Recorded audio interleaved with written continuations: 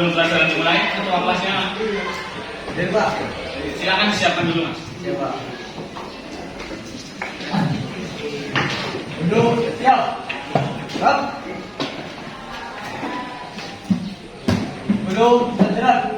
Berdoa mulai.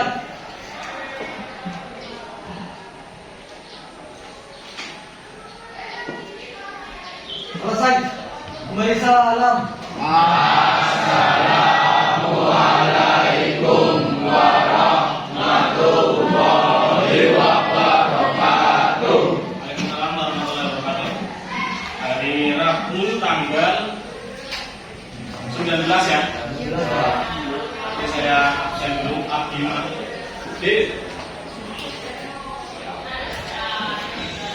Agung.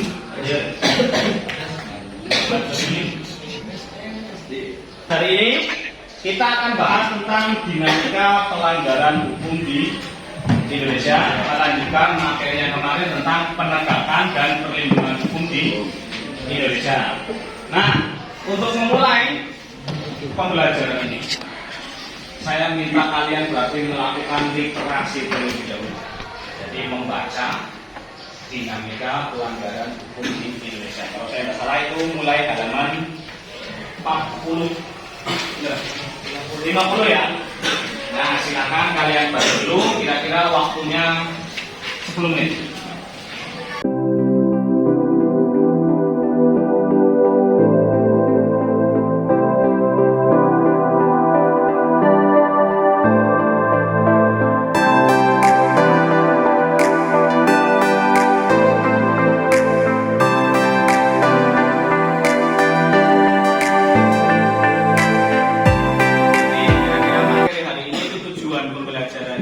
Mengidentifikasi kasus-kasus pelanggaran hukum di Indonesia serta memahami sanksi yang didapat ketika melakukan pelanggaran hukum. Jadi mengerti ya? Nah, saya sudah buka dulu. Ya, jadi ini semua harusnya pakai LCD. Mana LCD-nya?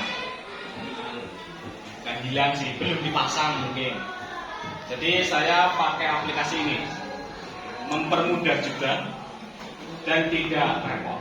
Semua bisa mengaksesnya di handphonenya masing. Sudah siap? 8, 10. Nanti saya ketik mulai ketika sudah bergabung semuanya. Kalian cek juga itu temannya yang belum bergabung siapa, disuruh bergabung agar semua ada yang bergabung. Sudah terlihat? Belum terlihat? Oh, ngelag ya, nggak masalah. Terlihat ya? Dinamika pelanggaran hukum di Indonesia. Kalian sudah baca bukunya? Sudah ada judulnya, PowerPoint-nya. Coba sekarang melambat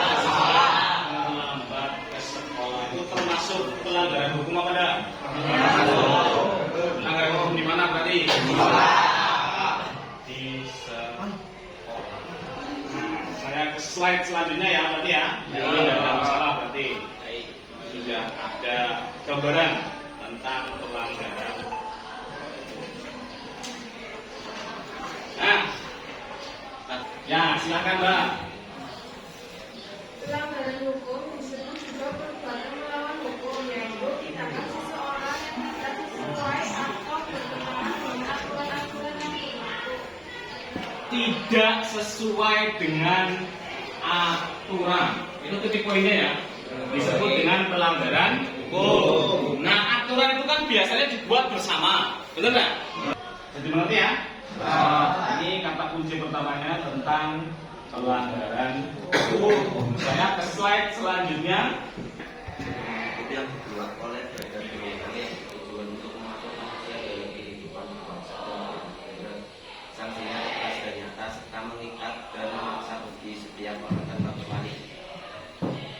Contohnya Harus sesuai prosedur, dilarang mencuri, harus tertib.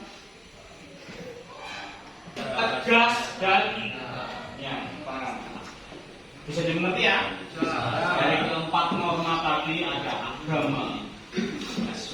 kesusilaan, kesopanan dan hukum. Yang paling tegas itu norma hukum. Nah, sekarang kalian berarti membagi kelas ini jadi 6 kelompok untuk mengerjakan tugas diskusi yang ada di slide.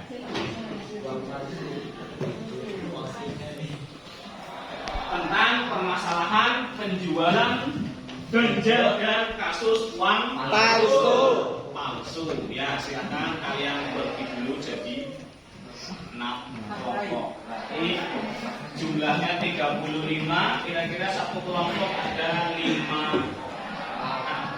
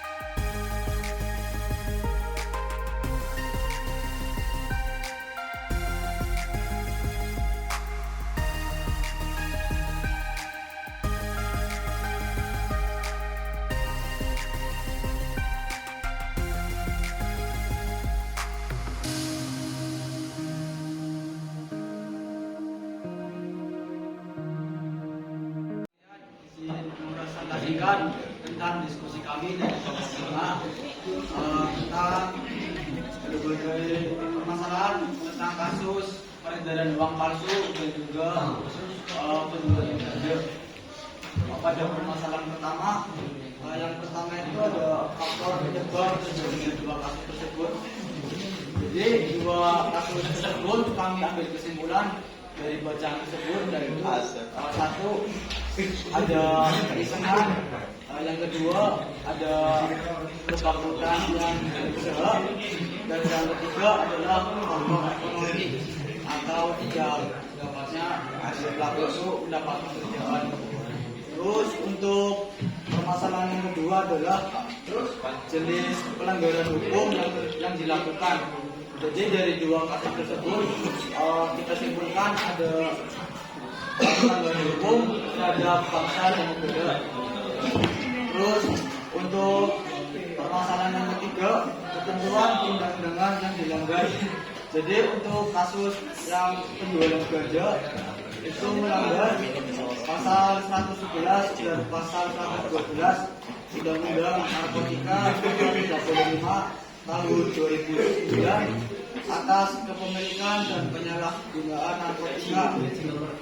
Dan untuk kasus yang kedua tentang peredaran uang palsu itu melanggar pasal 26 ayat 3. Dan untuk soal yang keempat, sanksi yang kemungkinan akan diterima pelaku.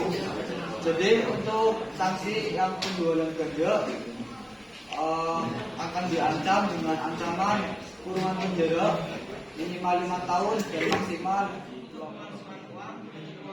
Dan yang dilanggar adalah nomor 7 tahun 2011 tentang uang pasal 36 ayat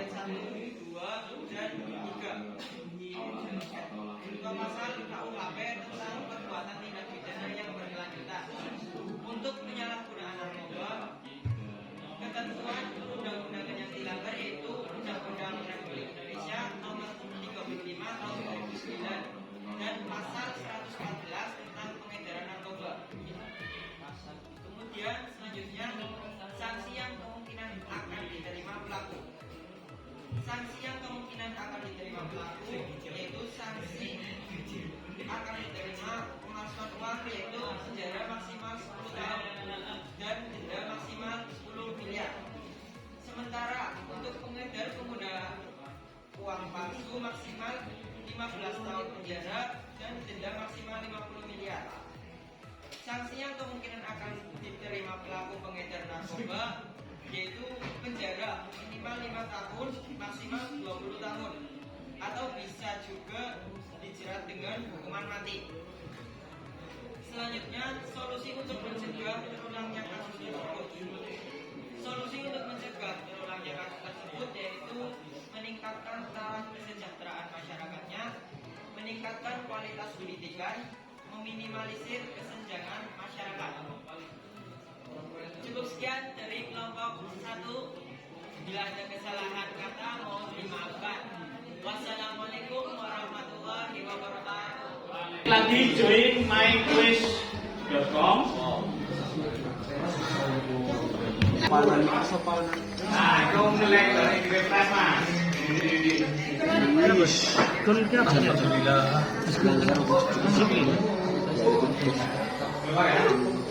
Yang terjelaskan aturan sekolah, rokok, alhamdulillah, rokok.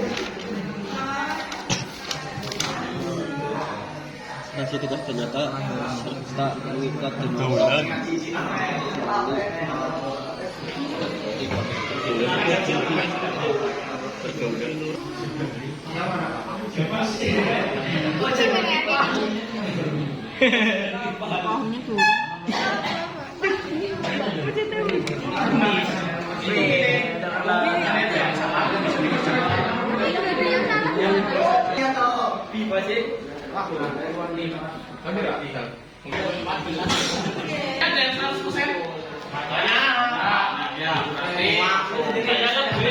soalnya kira-kira masih tetap 5. Hanya 5 soal dan nanti kemungkinan waktu ujian semester saya ingin menggunakan asumsi. Bisa dimengerti ya? Yang hari ini sudah selesai. Minggu depan berarti kita akan membahas tentang ilmu pengetahuan dan teknologi terhadap negara kesatuan Republik Indonesia. Sebelum mengakhiri pelajaran, mari kita berdoa terlebih dahulu. Ayo silakan ketua kelasnya. Duduk siap. Sebelum mengakhiri pelajaran, alangkah baiknya kita berdoa. Berdoa mulai.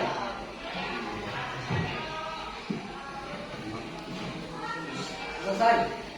Memberi salam.